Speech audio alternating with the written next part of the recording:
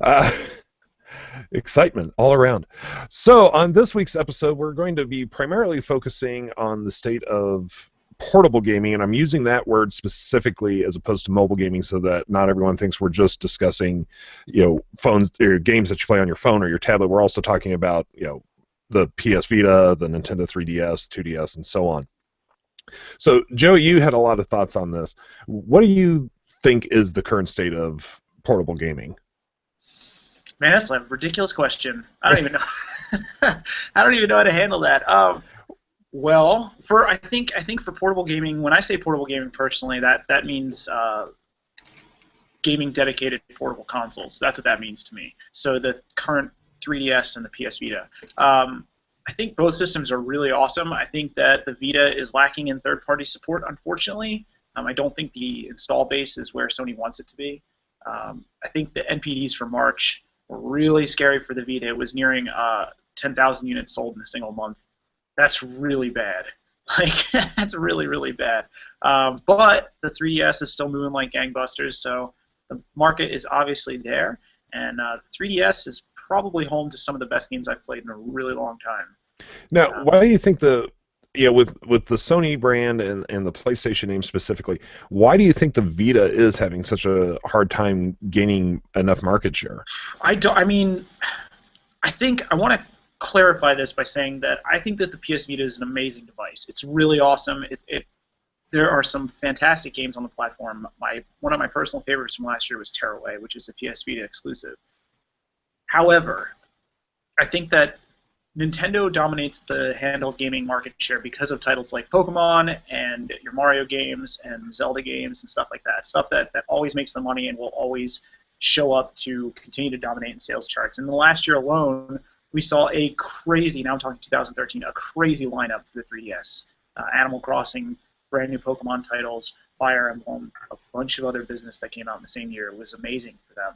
The PS Vita, on the other hand, I mean, it had support from Sony out of the gates, and now it's turning into this indie JRPG machine, and that's about it. And you're appealing to a very, very small consumer demographic there. I'm in that demographic. I'm happy to play those games on it, but I don't think it has the mass market appeal that the 3DS does. Yeah. Now, when I go out in public, which is rare, I tend to notice that what I do see kids playing with, be it in an airport or a restaurant, is the 3DS. I've actually not seen any 2DSs in the wild yet, but I see 3DSs everywhere I go, and I don't think I can tell you the last time I saw someone playing a Vita in the wild. I saw a guy on the T in Boston playing a Vita on the way to PAX. That's the first time I've ever seen one in the wild. I see them a lot on the subways in New York, actually. Really? That's awesome. Yeah, yeah. That's awesome. I mean, the games are fantastic. It's totally worth the price, but I think that with the handheld market, now I don't necessarily fit into the genre gamer, but the handheld market is predominantly one that's dominated by kids. They are the people that buy handheld systems en masse. I'm not talking about the niche that reads sites like ours. Now, wait, you said you don't fit into that market, so are you telling us that you're not a kid? I'm not a child, despite my interests of Pokemon and video games. I think that with that in mind, with that child-friendly attitude in mind, I think that Nintendo has a much better image than Sony does for kids. And they also, I mean, Sean, we were talking about this earlier. It's the 25th anniversary of the Game Boy in Japan this week, which is part of the reason why we picked this topic. Yeah. It released on April 21st in 1989, so that's in Japan. There are working Game Boys out there that have survived blasts in the Gulf War. It's ridiculous. If it can survive a bomb drop, then it can survive a 5-year-old's lunchbox as well, which I think is a huge reason Nintendo makes really, really durable handhelds. Yeah, I skipped out on portable gaming. I never could get into the green screen of the Game Boy, and actually I dug this out just for this show. My first portable. Ah, nice. The SP, man. It's an awesome system. Is it the backlit one? I can't tell. Yes, it's the backlit one. Awesome. Yeah, this was the first portable gaming device I ever purchased because it finally got to a point where I actually felt like I was playing a game as opposed to green characters on a screen.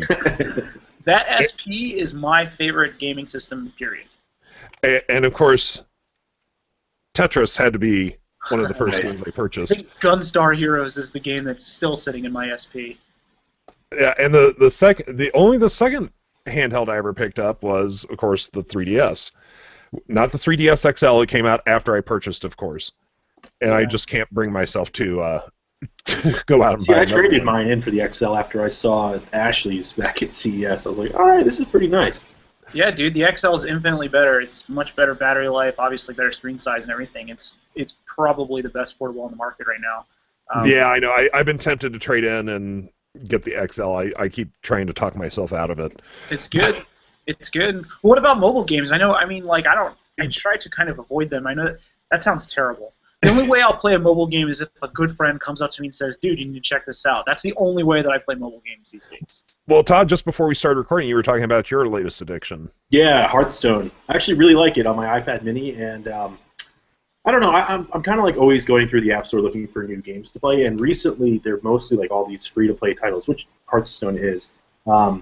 And there's a lot of junk, like the Family Guy one, which is a ripoff of the Simpsons one, or I don't even know if it's a ripoff, it's just the same thing. It is. It's a total ripoff. And so I'm always trying to search for like games that I actually used to really like Ordering Chaos back when it was like $2 or something like that, and it wasn't.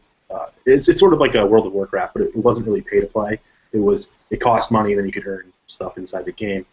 So anyway, I checked out Hearthstone, and I played for like 4 hours last night, and I keep losing every match I have, and I can't tell if maybe it's because I suck or because I don't have any good cards yet. But you don't have to buy cards; like you can keep playing and earn money and then buy cards that way too.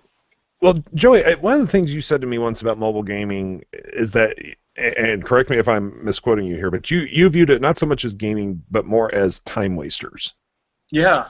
Well, I still kind of view it that way. My son was in the emergency room this past weekend, and my wife and I both, he chilled out and watched some stuff on the computer, and my wife and I both played threes. And it was not because we wanted to be playing threes, it was because we're sitting in the waiting room for 4 hours on end, and threes was the way we wasted our time. I also made a trip to the emergency room, not for myself. A family member needed to go on a Monday, and I was so thankful to have my iPad with me and played some Star Wars Assault Team. Yeah, I mean, they're time burners, and I don't think, and if you talk to a lot of mobile developers, they understand that gaming on the mobile platform has to be quick and extremely bite-sized. Mm-hmm. When a good mobile game comes out, it can be really, really good. I don't want to knock mobile as a platform. I think it's awesome. I think that there are some really great developers out there for it. But unfortunately, and I was actually talking to you guys about doing this up as a feature later, but there's so much copycatting going on that it's really just a race to the bottom. Who can copy the latest Flappy Bird or threes, which is being copied by 2048. I have people. 2048 is not as good of a game as threes is. It just isn't. But because threes is $2, people will not buy it. That is ridiculous. You will buy a $4 drink from Starbucks, but you won't buy threes because it's $2. Yeah. So it's that mentality that surrounds mobile that I always find frustrating. Now, I will say that, I mean, for whatever reason, Simpsons Tapped Out has kept my attention. I've been playing it. I figured out the other day I've been playing it for over a year now. And Is it because of the referential material, or? I think so. It's also the collector in me, because every time a new update comes out, there's new items to add to the tent. I'm like, well, I've got everything else. I'm going to feel horrible if I don't have these items. You're going to feel horrible. Feel horrible. Wow. I mean, come on. I worked at a comic book store for 15 and a half years. You don't think I have the collector mentality? My entire life was focused around collectibles. But but for the most part, a lot of mobile games, I burn out on them, like that. I'm in and out of them in a heartbeat. So, but yet with, say, the 3DS games or the Game Boy Advance SP, those I played constantly, and kept going back to them. Yeah. So do you think it's a matter of, while the mobile games are just time wasters, do you think they're also missing that I have to keep going mentality? No, I think that there are some mobile titles that are developed very well with that in mind, and I think that there are some mobile ports that work very well with that in mind. FTL was just released on the iPad for $9.99, I think, and it's on the PC. I have dozens and dozens and dozens of hours already dumped into it. Getting it on the iPad, if I had an iPad, would just be problematic for me. I think I'd be like, Connor, take care of yourself. I'm gonna go play FTL on my iPad. I think that there are games that do it. I think that the issue with mobile is that, and Todd, we've talked about this before separately, not on this show, but the mobile marketplace makes it really difficult to find games that aren't clones of other games. Right, yeah. You look at like the top 10 or top 20, like it's all the same crap constantly. Mm-hmm. Like it rarely fluctuates, rarely changes, and I think they know that, and they try to. Sorry, reading the questions section. I think they know that, and they try to curate their like storefronts as best they can. But even then, you're not. I mean, how many games are released every day, and how many great games are sitting on the App Store or the Google Play Marketplace that we just don't know about? Oh, I know, and I always try to like digging for them because even the featured games are usually like blah. Well, look at Flappy Bird. It was in the App Store for, I believe it was like 10 months before that explosion happened. Yeah. You know, and it was a matter of somebody finally dug deep enough in the App Store and found it and started talking about it. Right. You know, and I'm not saying that Flappy Bird's a great game, but that just shows you, I mean, there's stuff that's buried so deep in that system, and if you don't have the marketing money, if you don't, you know, say you have a Simpsons Tapped Out, which has a loyal fan base built into it, you know, there are great games that are hiding so deep, but who wants to sort through all those pages of apps? Right, and I think it would be, and I know that people really gave Nintendo crap for this back in the day. I don't know if you guys remember, but they used to have that quality seal on a lot of their games, and getting that seal was really difficult for developers, but it created a consumer trust. I wonder if it would be in the interest of Apple and Google and maybe even the folks who run the Windows Phone Marketplace, Microsoft. I wonder if they would be wise to create a licensed quality badge to slap on some of the apps. That way they do float to the top. Doesn't Windows Phone kind of do that with like their Xbox Live inside Windows Phone? Yeah, but I'm not really sure how that program works. Yeah, I don't know either. Yeah, I'm not entirely sure. I feel like it's just games that are published using the Xbox Live interface. Like maybe they have achievements. That might be what it is. I'm not entirely sure. Yeah, that's an interesting idea. I mean, I don't ever actually remember going, oh, well, I could get this game or this game, but this one has the Nintendo seal of approval, and picking it up. But this is a very different market now, and I think that's actually an excellent idea because it would help, you know, the good games rise to the top out of the grass. We didn't see too much of that problem here, Sean, in North America, but the Famicom rush in Japan was crazy. Unlicensed Famicom cartridges were found everywhere, and then Japan also had that problem of people just copying the carts and selling pirated versions in the early 90s. Like, that was a thing. So that license sealed quality kind of was a real big game changer for them. Yeah, I mean, if you go to any vintage game shop in Japan, I mean, the number of games you'll see for the Famicom and the Super Famicom that never made it to America will just boggle your mind. And the Ron, actually, our own Ron has an article somewhere on this site. Maybe we can link to it in the show notes. I don't know. He went to a Super Potato. That's a retro game chain in Japan, and he took pictures of the Famicom and Super Famicom walls, and it is amazing. Amazing. They use a rainbow of colors for their cartridges. It's so cool. Yeah, it was cool. It was much cooler. Well, let's get into a couple of the questions relating to the topic here. From Future Game Dev, we have, what do you think Nintendo's next move will be with handhelds? It's hard to say. I mean, they've seen a lot of success since the DS. They went with the dual screen thing, and I remember when that was announced, we all kind of went, "What? Like, what are they thinking? This is terrible." And then we all saw it in motion, and once they got past that phase of forcing touchscreen control on everything and just treating the second screen like another inventory space or maps or contextual menus, once they got into that, I really think that their clamshell two-screen design took off. I do not think that's going away at this point. They've even brought that two-screen design into their console with the Wii U. They've made it a central pillar of the way that they make games right now. As for what's next, I mean, they tried the 3D thing. It's not really catching on. I know very few people who use 3D constantly on their machine. I never use it. Yeah, me neither. Would it be safe to say that they're just going to pump more power and a better OS into their system? I mean, is that all they're going to do? I don't know. I really think it's an interesting time because Nintendo has a really critical choice in front of them. Do they try to change the game again, or do they just go with what works and make it a little bit better? Yeah, it definitely needs like multitasking. It's so annoying how slow it is, like close out of apps. Like, oh. Yeah, I think that'll come with Nintendo's not very good about that, first of all, and I think that we've kind of been spoiled in Nintendo's mind anyway by mobile devices. Like our phones are like, you know. Yeah. and you go to the 3DS and it forces you to close everything in order to open anything else. That'll be a thing of the past. I think the PS Vita does that better already, but I think that Nintendo would be dumb to drop their two-screen format. It's a hallmark. You see a 3DS and you know what it is. I can't see them dropping the second screen. I think that's here to stay for a long time. Mm-hmm. Yeah, and you're right. I mean, I know instantly when I'm walking through an airport or whatever, you go 3DS, 3DS, 3DS, 3DS, and I can spot them from a mile away. And I don't ever mistake them for anything else. Here we have a question, and this would be a good one for you, Todd, from Rockster103. What do you think, as Joey coughs up a body part, I'm dying! From Rockster103, what do you think is better for mobile games, Android or Apple? Oh, that's tough.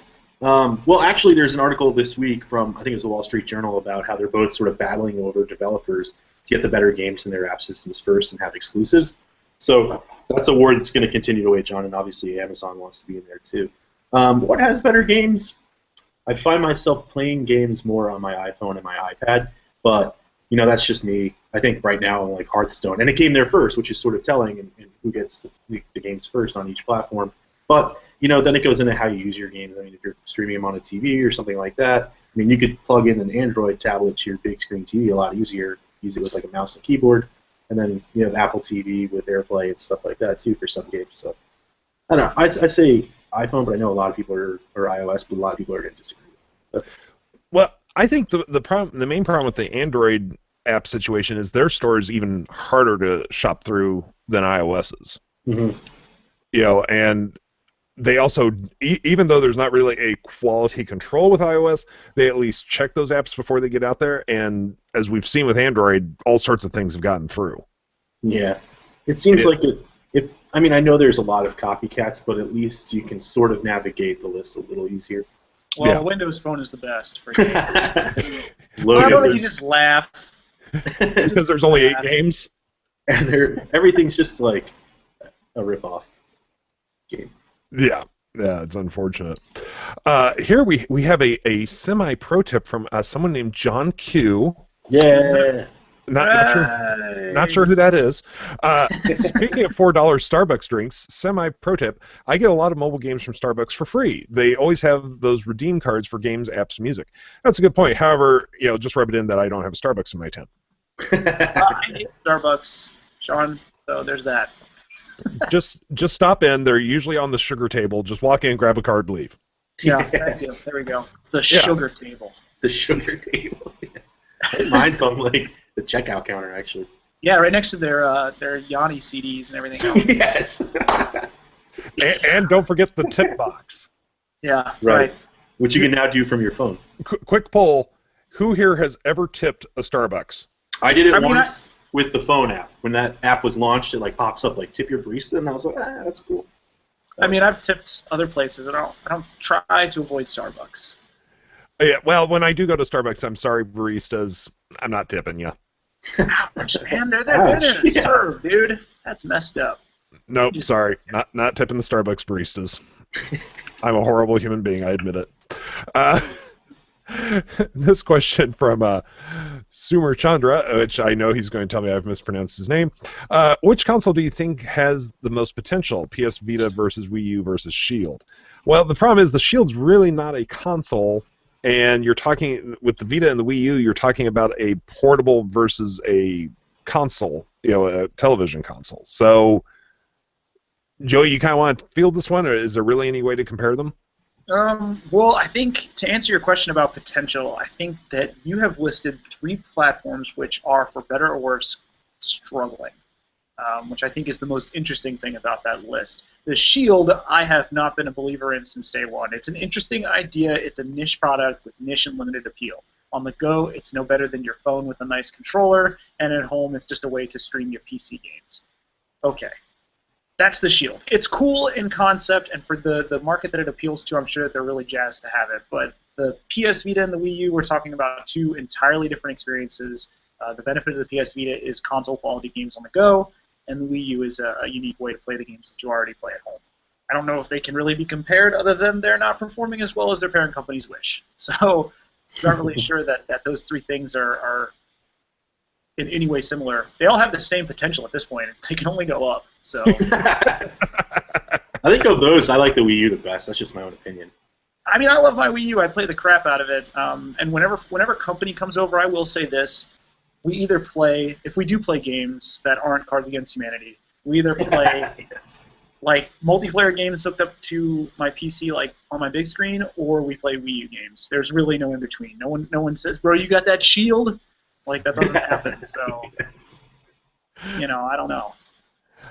The main thing I do with my Wii U is play Disney Infinity, which really isn't even playing, but I Right. mess around with Disney Infinity. Which actually, here's a question from a Sean A. for Joey. Disney Infinity 2.0, does that mean I'm going to have to buy yet another freaking platform? The little I doubt thing? it. I doubt it. Okay, I hope not. I want to say it does not. I don't know what Disney Infinity 2.0 is yet. I'm hoping it's a next gen port, but I'm not sure. Disney Yeah.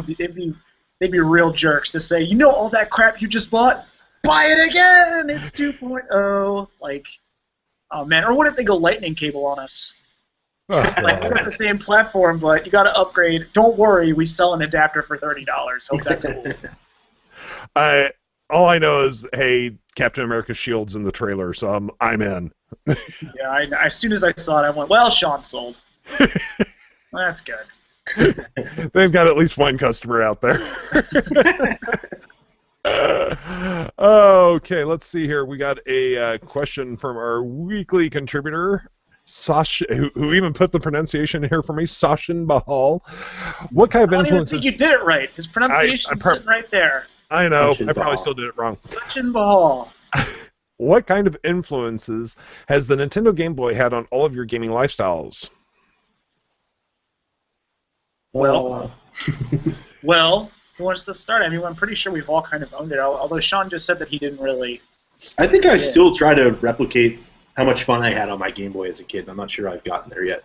Really? Yeah. Like, when I was a kid, I remember Tom and Jerry on the Game Boy. I loved that game. I don't know if you guys played it. That game and others, like Mega Man and stuff. And now I feel like I loved them so much as a kid. And I remember back then, like, I just wanted to have a backlight, and I'd buy, like, the big accessory so I could play it in the car at night and all that stuff. The backlight magnifying glass thing? And now all of that stuff is there, and I still feel like I'm like, I can't get what I want out of the games. I don't know. That's just me. Yeah, I mean, obviously I'm the opposite. I think I wouldn't be in this line of work if I was like, these aren't anymore. But I do understand what you're saying. There's a lens of nostalgia around the Game Boy, I think. It's a very, I think a lot of us growing up spent so much time with it. And with like the same crappy games, if you think of the games I used to play on the Game Boy, I feel like today I would like try those games and go, no. Yeah, this is awful. Right, but like back then I'm like, man, this is amazing. Look at the greens and the blacks. Look at how good they look. Yeah. For me, it was my first personal system. My dad brought home an NES when I was a real little kid, but the Game Boy was mine. That was one that my parents gave me, and they were like, "Take care of it. Your allowance will pay for the batteries," and that was it. But that pretty much started my love for gaming, I guess. Mm-hmm. And he was off to the races, everybody. The whole reason I bought this Game Boy Advance SP was I was on a business trip. We were driving cross country for it, and we were driving through Kansas, which if you've ever driven through Kansas, I believe is the way some people lose their sanity. And so I was like, next Best Buy, we see we're stopping. I ran in, bought it. I was like, okay, I'm done. It was a long car trip that made me finally go, that's it, I'm buying a gaming system, I can't take this. That's awesome.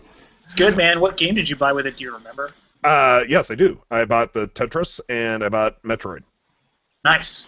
I remember when Nintendo Power had like one of the first articles on the Game Boy Color coming out, way back when, and just being like, whoa, this is going to be so amazing. I was just so excited. Yeah, dude, it was awesome. Yeah. Yeah, it's crazy. And the idea that it's been 25 years since the Game Boy first came out, that just made me feel old. Yeah. Because I can remember that first coming out. I was just like, wow. Craziness. We also said we were going to talk this week about the 1+1, and I've seen some questions coming in here, and Todd, these will definitely go to you. Let me find one here. From Sachin Bahal. Hey, Todd, what are your personal thoughts on the 1+1? What do you like, dislike about it, and was it hyped too much?